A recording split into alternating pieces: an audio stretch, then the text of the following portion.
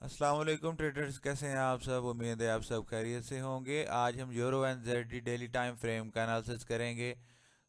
Start करते हैं। यहाँ पे आप लोग देख सकते हैं कि यहाँ पे main sell side liquidity SVEEP होने लगी है। ऑलमोस्ट स्वीप हो चुकी है, लेकिन क्लियर स्वीप के लिए हमें मज़ीद वेट करना होगा कि क्लियर स्वीप मिले हमें। और यहाँ पे भी इसने लो स्वीप किया है, ये भी मैं मार्क कर देता हूँ। आप लोग बस नोट कीजिएगा कि मैं स्ट्रक्चर को कैसे मार्क कर रहा हूँ, ताकि आप लोगों को कुछ सीखने को मिले। यहाँ पे ब्रेकआउट ऑफ मार्क स्ट्रक्चर किया था इसने पहले, वो भी मार्क कर देते हैं। उसके बाद यहाँ पे भी स्ट्रक्चर ब्रेक हुआ था, यहाँ पे इसको भी मार्क करते हैं, क्योंकि सारे स्ट्रक्चर्स काउंट करते हैं हम। और उसके बाद फिर जो है वो प्रॉपर मुकम्मल एनालिसिस होता है। तो उसके बाद आप देख सकते हैं कि यहाँ पे मैंने मार्क कर दिया है। अब देखते हैं कि मज़ीद ये जो है वो लो, हाई और लो की सेल साइड और बाय साइड लिक्विडिटीज़ तो नोट हो गई हैं, लेकिन कैंडल्स लिक्विडिटीज़ भी होती हैं जो कि वीकली टाइम फ्रेम में देखनी होती हैं। अब हम वीकली टाइम फ्रेम जाएंगे और वहाँ पे देखेंगे कि क्या सिचुएशन है। उसके बाद फिर हम इधर डेली के टाइम फ्रेम में आते हैं और देखते हैं कि क्या हो सकता है नेक्स्ट। चलते हैं वीकली के टाइम फ्रेम में। अब मैंने वीकली का टाइम फ्रेम ओपन कर लिया है और यहाँ पे आप लोग देख सकते हैं कि यहाँ पे कैंडल क्या बता रही है हमें कि ये कैंडल फर्स्ट कैंडल के नीचे क्लोज हुई है। यहाँ पे मैं मार्क कर रहा हूँ, तो इसका मतलब है कि ये जो करंट कैंडल है इसका लो भी स्वीप होगा नेक्स्ट वीक। और जैसे ही मार्केट ओपन होगी नेक्स्ट वीक यहाँ से, तो उसके बाद हो सकता है कुछ मूवमेंट ऊपर की साइड दे। लेकिन ओवरऑल इसने ये एरिया ब्रेक करना है डाउनवर्ड साइड।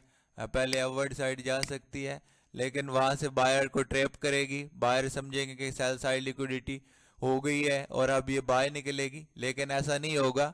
ये 50% तक जाएगी और उसके बाद इसने इसका लो ब्रेक कर देना है। और रिटेल ट्रेडर्स या जो आईसीटी वाले ट्रेडर्स हैं जिनको कैंडल लिक्विडिटी का नहीं पता, वो उनके स्टॉप लॉस हिट हो जाएंगे और उसके बाद फिर market shoot up to the upward side निकल जाएगी और लोग कहेंगे कि ये क्या हो गया, हमारे तो स्टॉप लॉस हिट हो गए।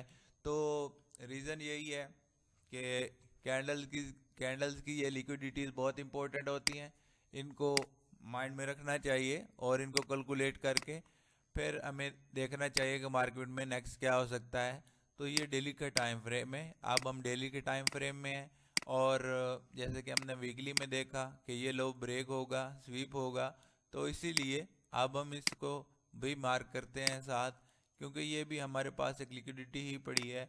यहाँ पे मैं इसको मार्क करूँगा एज अ लिक्विडिटी। और जैसे ही मार्केट नेक्स्ट वीक ओपन होगी तो इसका स्वीप होगा एक दफ़ा, मार्केट लो को ब्रेक करेगी। उसके बाद फेयर वैल्यू गैप दे या चेंज ऑफ करेक्टर दे तो हम इसको यहाँ से बाय करेंगे। और ये बाय अगर कंफर्म होता है 4 आवर टाइम फ्रेम में, स्मॉल टाइम फ्रेम में, तो उसके बाद इसका नेक्स्ट टारगेट ये हाई पॉसिबल है। ये जो माइनर हाई खड़ा है ये वाला हाई स्वीप कर सकती है रिवर्स में, तो ये हमारा एज ए टारगेट हो गया और यहाँ तक हम इसको बाय कर सकते हैं। लेकिन कंफर्मेशन के लिए हम स्मॉल टाइम फ्रेम यूज़ करेंगे। 4 आवर से नीचे कुछ भी नहीं है भाइयों। 4 आवर टाइम फ्रेम ही सबसे बेस्ट टाइम फ्रेम है। 1 आवर 30 मिनट 15 मिनट इस ये सब कुछ ऐसे ये समझें कि फजूल है। 4 आवर टाइम फ्रेम में कंफर्मेशन क्या करें, हमेशा एक जो है वो हाई प्रोबेबिलिटी ट्रेड जनरेट होती है और कंफर्मेशन भी ज़्यादा स्ट्रॉन्ग होती है। और वीकली और डेली टाइम फ्रेम में ट्रेंड को मालूम किया करें और 4 आवर टाइम फ्रेम में आप लोग अपने ट्रेड कंफर्म किया करें। ये यूरो एंड रेडी का डेली टाइम फ्रेम में एनालिसिस कंप्लीट हुआ। उम्मीद है आप लोगों को समझ आई होगी, आप लोगों को मेरी ये अपडेट पसंद आई होगी। और अगर आप न्यू हैं तो हमारे चैनल को सब्सक्राइब और लाइक करना मत भूलें, ताकि नेक्स्ट अपडेट मज़ीद आ रही हैं आप लोग वो मिस ना करें। And thanks for watching. अल्लाह हाफिज़।